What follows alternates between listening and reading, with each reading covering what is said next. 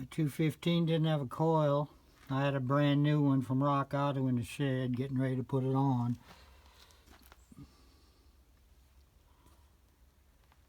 All aluminum, all rebuilt.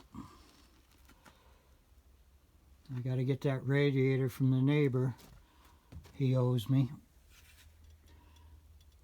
Got a 3-speed transmission out of a Buick Skylark. Shifter stands up. I got it folded down.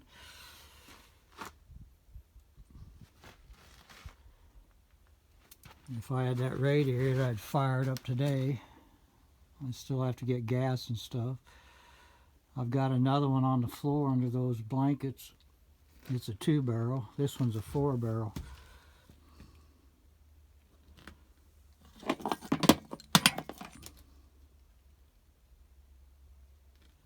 $185 horsepower. It's all rebuilt, brand new, everything. Should have it.